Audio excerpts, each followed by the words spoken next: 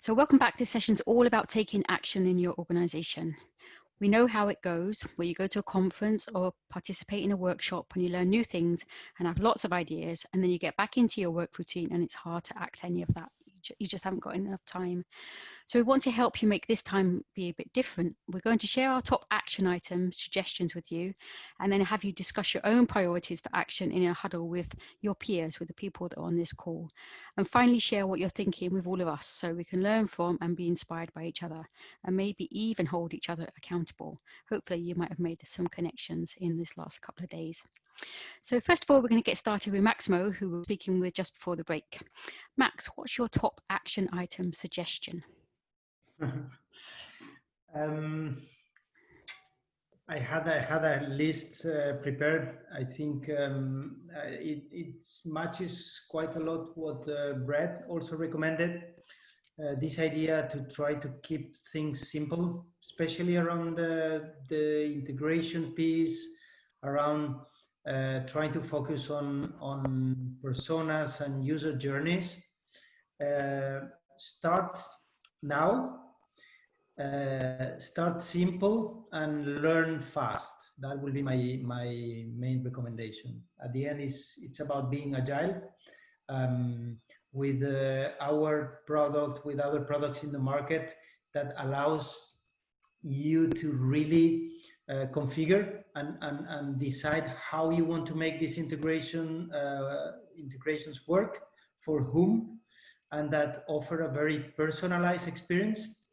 The good part of this is that you don't need to boil the ocean. You don't need to do something that will affect everyone. Of course, the typical intranet side of things will always affect everyone. The policies, the guidelines, the articles, all this content creation, the community side of things also. But especially around this idea of intelligent and smart integration. This is something that you can start simple, address some people in the organization, learn about how it goes, and then slowly expand to the rest of the organization. How about you, Brett, then? So obviously, hopefully Max didn't steal some of your thunder, but you're both sort of coming from the same ideas, really, because you've both thought about this over a long time. Yeah, no, a lot of it carries over. It does. The start small mentality. As well as you look at sort of what Worker provides, and that don't have to build it from scratch, right? You can immediately get some of these. So I think it's really about also understanding, what we've seen is just the understanding of what's available and how short in time to value that can be. So you don't need to overthink implementing these type of technologies into your strategy. And then, I think the other advice on the action item piece is, there's always an organizational aspect of this in change and bringing people together. That you want to start building those things as bringing IT together and HR, and start setting the foundation for that long-term success, because those are the stepping stones, but the prize is much bigger at the end. So really start thinking about not only just the technology strategy and how you can accelerate it with platforms like WorkGrid, but also how you want to marry that with a strong organizational change management and strategy going forward. Okay, thanks very much, Brett. So I'm going to put Ted on the spotlight now. Ted, what do you think? I was kind of torn trying to pick just one thing, but I think I'll go to rather than a content specific tip, just a general accountability tip, because I'm guilty of this, or probably more so than anybody, of getting all charged up at an event like this and then getting back to work and forgetting to do things. So I think what works for me is accountability, in terms of, I'd recommend people pick something, whatever it is, one thing that feels achievable, and make a commitment with a friend or with a colleague and say, look, I want you to help hold me accountable. This is what I want to do. It's really important.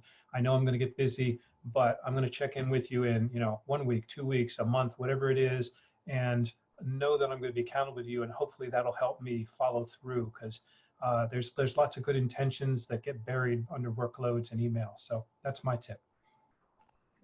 Great. Okay. So we've got a few tips from people that were here with us yesterday. So Neil Morgan, his top action item is focused on developing interviewing skills, which is, maybe something that we might not have thought about. But he says he'd like to ask those who are digital workplace practitioners to schedule 3 interviews next week with colleagues in 3 different locations.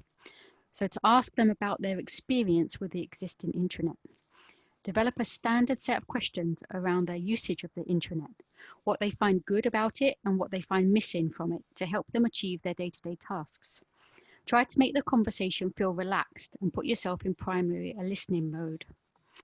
So Neil's is very practical. So he says what they should be focusing on is taking the opportunity when speaking to a colleague to feel comfortable in getting a snapshot of their view on the role of the intranet.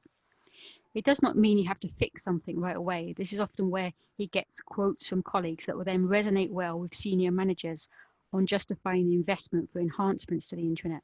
So that sort of that helps with some of these discussion we've had before about trying to get sort of cross-functional groups and getting people, lobbying people, speaking to senior managers. So it's about getting that sort of evidence to help you have that collateral really to take with you when you speak to these people. The next one is David Michael. So he can't be with us today either, but his advice is to go to talk to your CIO or your CTO or whoever's in charge of tech. Get to know them and find a way to really connect. They're all busy and have a number of high priority things they're focusing on. Often internal communications or intranet or internal collaboration is not one of them. So be a resource, be an asset to them and offer to be the connection between what the end users want, need and the tech team. In other words, go and collaborate with your head of tech. So in the old days, you could have bought them a coffee or, doorstep them in the corridor, but you can't really do that now. So I guess it's trying to be sort of creative in how you can connect with them. What we'll do is we'll put these stories in the chat. So because they're quite detailed and very helpful, I think. So so that might help rather than just me reading them. Ted, I know Jay can't be with us today, but he's given a top tip. Do you want to lead with that? Absolutely. And, Jay Graff yesterday, I think his stories resonated with a lot of people. That's what we saw in the feedback and the conversations we've had so far. So the suggestion he said, not surprisingly, because I think one of the most appealing things he told was his stories. He said, find your story. Basically you have to find that story that demonstrates in a simple, elegant way what you're trying to accomplish. It's your elevator pitch based on an example from your digital experience outside the walls of your company compared to inside the walls.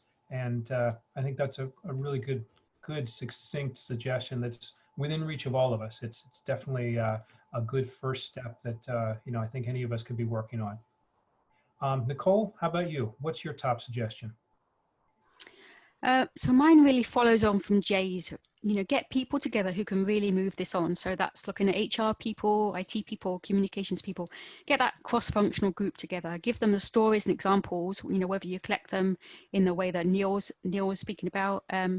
So give them the stories and examples that can resonate with them and plan out some sort of action plan. It can start small, but an action plan that will suit your organization, because we've got lots of people on this call today. Everybody's at different stages of that journey. So get something that suits your organization, using the things that you've maybe learned over the last 2 days as a starting place, and really go from there and just try and build that out. Excellent. All right. Hopefully that helps everybody in terms of, giving you some things to think about, some specific steps that you could take